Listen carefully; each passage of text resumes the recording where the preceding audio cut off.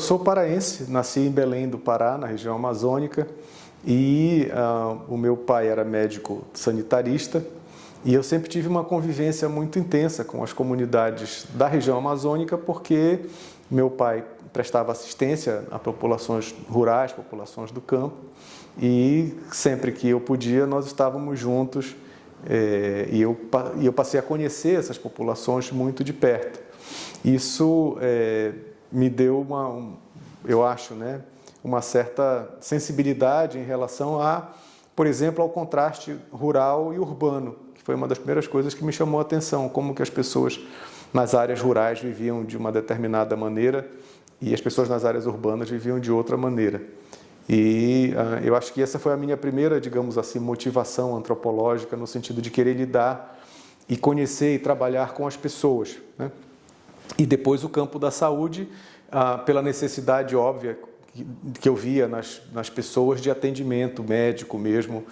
de receber cuidados médicos, que naquela época na Amazônia eram ainda extremamente carentes e necessários. Então esse foi o caminho que me levou para a medicina, mas dentro da medicina eu sempre tive esse olhar para a necessidade de modificar não apenas as condições de doença, mas de modificar também as condições que eram as causadoras das doenças, que hoje nós chamamos de determinantes sociais de saúde, que naquela época não tinham uma nomenclatura definida, eram coisas que eram discutidas tanto na epidemiologia quanto na ecologia, e eventualmente também eu fui descobrir mais tarde na antropologia. E esse foi o caminho, de certa forma tortuoso, que me levou a essa necessidade da antropologia, porque eu tinha essa necessidade de conhecer além da saúde estrito sensu, né, e da doença das pessoas. Na faculdade de medicina, a gente passa, eu diria que ainda hoje é assim, pela nossa experiência, a gente passa 80% do tempo aprendendo sobre doença e sobre como tratar as doenças. E eu queria saber mais sobre saúde, como produzir saúde, quais são os fatores que levam à saúde. E eu acho que a antropologia hoje me ajuda a fazer isso, né, a partir dos trabalhos que a gente faz no campo das políticas públicas, de construção de políticas públicas, de compreender as realidades locais e ajudar a que elas se tornem mais saudáveis a partir da sua própria perspectiva. Olha, há uma coisa que todos os movimentos rurais, pelo menos no Brasil, mas eu acredito que na América Latina como um todo, colocam como sendo fundamental, e que a nossa vivência em campo reforça bastante isso, que é a necessidade da garantia da sua terra, do seu território.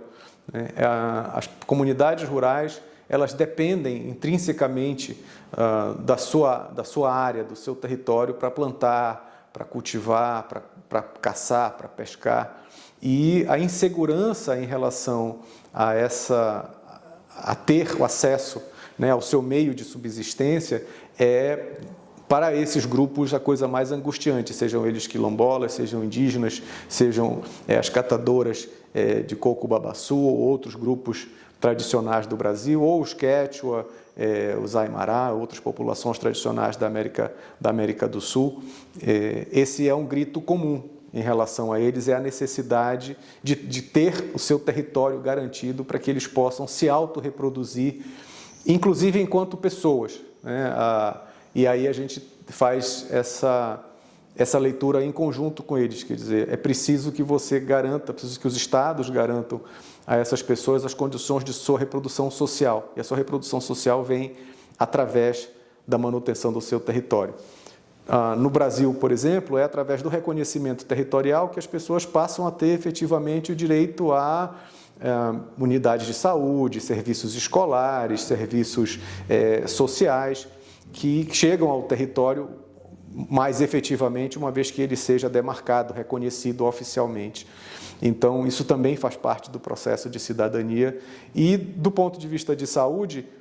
eu hoje não tenho dúvida de que o principal vetor de saúde para as populações rurais é ter acesso ao seu território e que esse território seja protegido, ou seja, que ele tenha a qualidade necessária para que eles continuem a ter a sua experiência de vida, que ele não seja agredido pelos agrotóxicos, que ele não seja agredido pelo garimpo, que ele não seja agredido pela invasão para tirar a madeira, que ele não seja agredido pelos grandes empreendimentos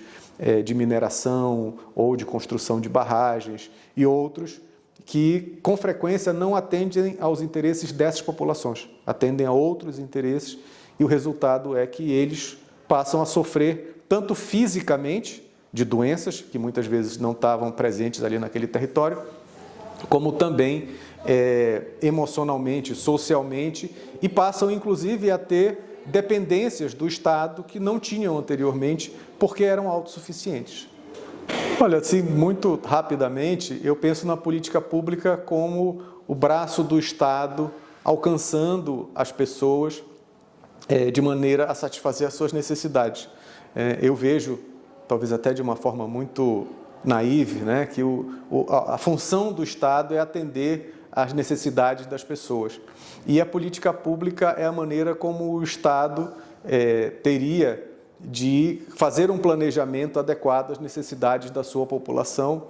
e implementar esse planejamento de forma a satisfazer essas necessidades, sejam elas as mais básicas, como de água potável, saneamento básico, ter direito ao trabalho, ter direito à moradia, até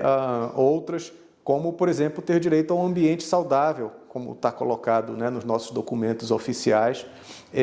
que significa um ambiente onde você tenha segurança para trafegar, para navegar, um ambiente que não seja poluído, um ambiente que te garanta uma qualidade adequada para a sua respiração, para você se sentir bem. Então, eu vejo a política pública nesse sentido. Eu sei que há muitas definições de política pública,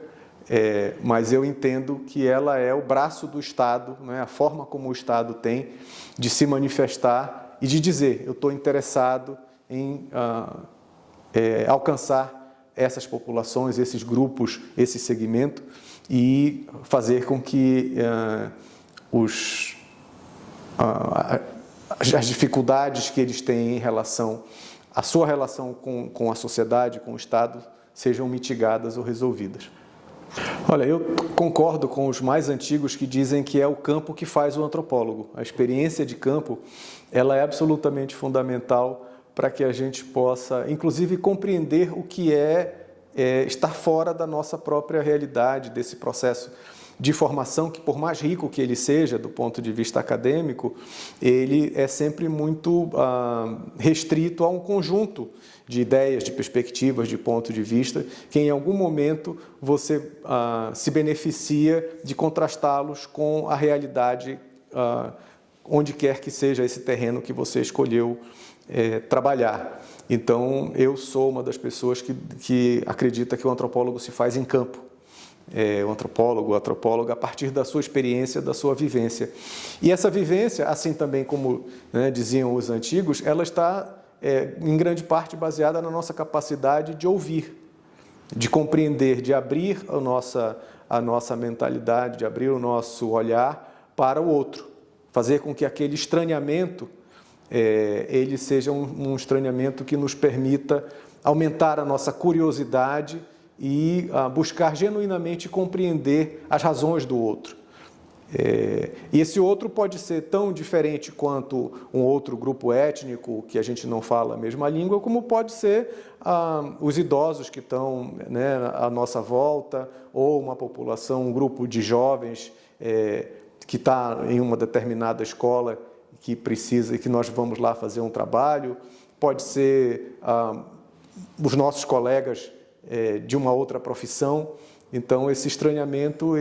esse campo, ele pode se dar em vários lugares, mas a ideia, na minha perspectiva, é sempre a mesma, é como que esse outro funciona, de que forma ele funciona, e é isso que eu acho que move grande parte dos antropólogos, é a curiosidade para saber como essas outras culturas, mais amplamente, estão colocadas no mundo e como que nós podemos interagir de maneira eficiente, de maneira mais... E aí, passando para a parte um pouco mais da prática, como que nós podemos interagir de maneira mais justa e solidária com essas outras sociedades e essas outras culturas à nossa volta. Eu acho que a COP30 foi uma grande experiência. A COP30 foi, em primeiro lugar, na minha leitura como amazônida e como paraense, a COP30 foi uma grande conquista do ponto de vista de nós conseguirmos realizar um evento dessa magnitude na região amazônica, apesar de todas as dificuldades colocadas e de muitas adversidades enfrentadas, tanto no nível nacional quanto internacional. Então, existiam muitos setores e muitas pessoas que não acreditavam que a Amazônia pudesse sediar um evento como a COP30 e que esse evento pudesse agregar tantas pessoas. Então, essa COP, do ponto de vista numérico, foi uma das maiores, se não a maior COP que já teve, do ponto de vista de participação de organizações e de participantes de países. Ela foi a maior COP em termos de participação social, foram mais de 1.100 organizações sociais que fizeram um evento paralelo, né, à COP dos Povos, a Cúpula dos Povos, que trouxe ao Brasil e à região amazônica em particular, povos indígenas do mundo inteiro para discutir e para apresentar propostas efetivamente. Então, foi a primeira vez que um conjunto organizado da sociedade civil levou uma plataforma de propostas do ponto de vista da sustentabilidade ambiental para apresentar à presidência da COP. Isso foi uma coisa inédita. Foi a primeira vez que nós tivemos na COP um dia especificamente dedicado à saúde, que foi o dia 13 de novembro, que foi o dia onde foi lançado o documento sobre como que os organismos internacionais e o Brasil veem a questão da saúde dentro da COP, né, o documento de Belém, e também teve uma enorme participação da sociedade amazônica e da sociedade paraense. E isso foi extremamente importante, porque muitos jovens tiveram a oportunidade de conhecer, de conviver com pessoas de diversos outros países que eles não teriam essa oportunidade se fossem, né, em algum outro lugar. Então, acho que no sentido da sociedade amazônica, da sociedade brasileira, a COP foi extremamente rica. Do ponto de vista das resoluções, das decisões, naturalmente que houve muita frustração, porque o mapa do caminho, que foi apresentado, né, pelo Brasil, não foi adotado por grande parte dos países, porque a redução e a eliminação dos combustíveis fósseis também foi barrada. Isso foi, eu acho que um retrocesso que nós tivemos.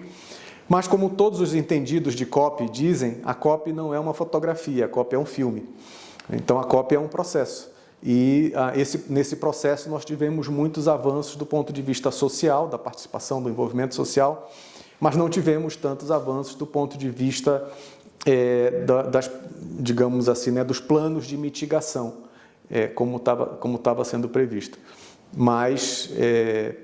eu, tendo essa vivência, acho que foi uma vivência extremamente rica e fico muito feliz de ter podido participar desse momento.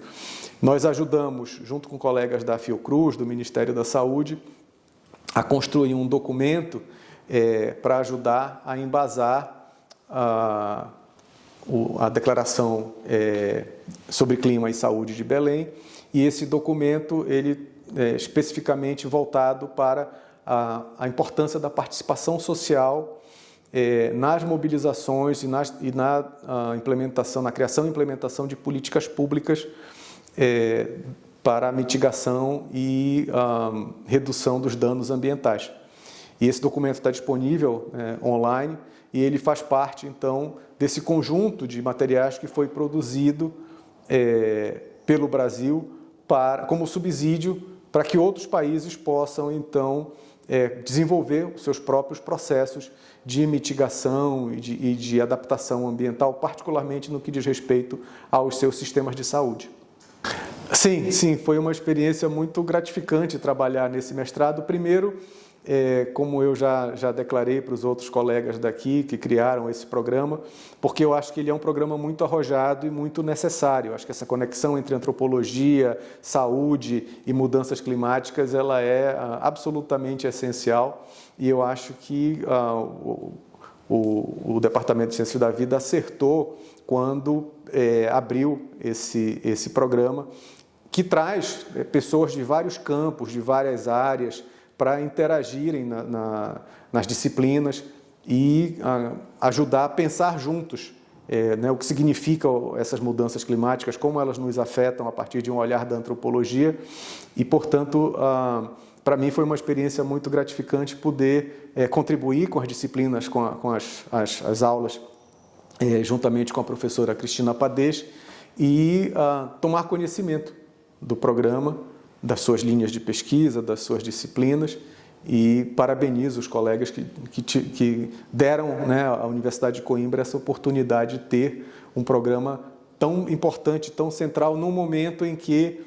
o mundo inteiro está sentindo os efeitos das mudanças climáticas e todos precisamos nos adaptar, e eu acho que esse programa tem um potencial imenso de contribuir para isso, de formar lideranças que sejam capazes de lidar nas mais diversas áreas do conhecimento